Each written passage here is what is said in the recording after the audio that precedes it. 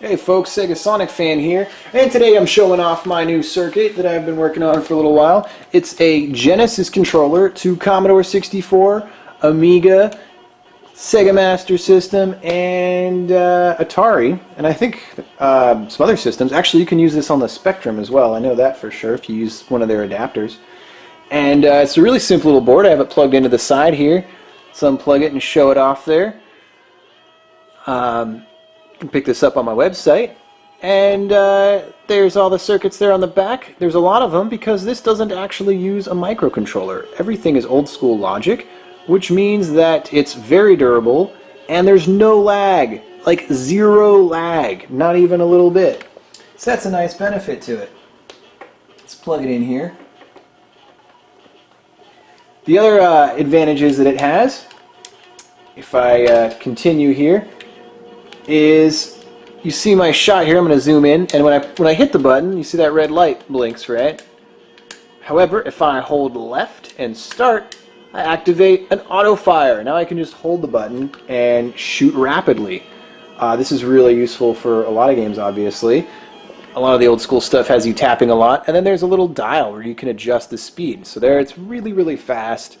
And if I turn it to the right a little bit, it goes a little slower. Let's zoom in on the gameplay there and see what that actually looks like. I'm playing Narc right now. This is an NTSC hack of the game because this is an NTSC Commodore system. This is also a hacked CRT. This is the Sony CRT that's in my other YouTube videos. Let's go ahead and restart here. So if you hit start again, it turns off the AutoFire, by the way. So I'm just using regular shot, and now let's use the AutoFire. Look at that. Well, I'm not getting hit from the back. I'm actually shooting really rapidly. Let's turn it up so it's a little faster. And that's great. I'm just mowing down all the enemies here. So that's one use of this controller. This controller adapter, I should say. There I am, kicking butt. Oh man, getting my butt kicked though too. So now I'm going to reset this, and I'm going to show you a different game.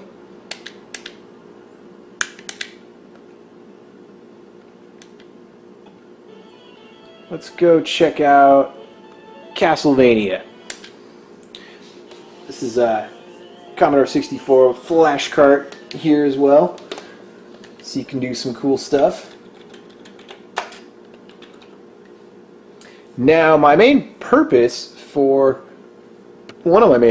I should say, for making this circuit was to fix the somewhat annoying controls that we all have to be subjected to when playing these older systems because they only had one button. At least that's the case with the Commodore 64. And that means that if you want to jump in Castlevania, you have to hit the up button. This is really annoying and hurts my thumbs, among other things. So with this new circuit, however, there is a jumper, a little solder bridge that can be customized to your liking, and now you can press A as the jump button. Since that's the unused button, it's one of the unused buttons on this controller for the Commodore 64. The way this works is your two buttons are set up for Amiga. A is, customizable as jump, and then start is customizable for your AutoFire. So it makes use of all the buttons on a 3-button controller, and if you have a 6-button, you can just hold down the mode button while you plug it in to this board, and it'll work the same way. So this is compatible with all official Sega Genesis 3-button and 6-button controllers, and most likely all unofficial ones too. Not only does it have protection for your system, some people might be familiar with the diode mod that's out there for protecting your SID chip from blowing up, because if you plug one of these directly into a Commodore 64 and you press buttons on the keyboard while you're pressing the controller, or actually I think if you're just pressing buttons on the keyboard, you don't need to press the controller, you can damage the chip permanently. There's a lot of instances of people reporting their SID chip blowing up because of this. And the reason why is because when this is plugged in and certain buttons are not being pressed, it will actually send 5 volts across the controller port there. And if you're pressing a key at the same time, that creates a short, which blows it up.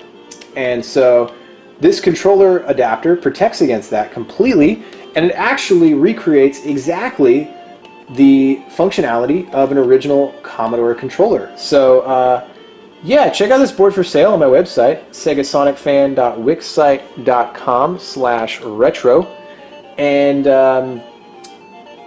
click on the store link there, and you'll be able to get these. And what else is there to say? There's a selectable jumper, so you can actually hook this up to a Master System to use the AutoFire feature. And I've heard that there's a couple games that actually don't work with a regular Genesis controller that will work with this.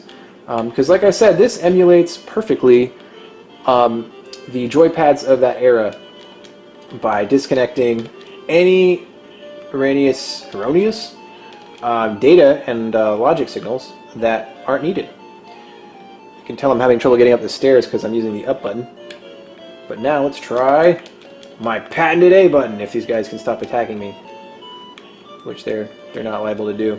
There we go. Now I'm going up. So yeah, check it out. It's a board made here in the USA, quality Osh Park printed board, and your support and buying this board would also support me making more videos showing free repairs for people. So check it out. This is Sega Sonic Fan signing out.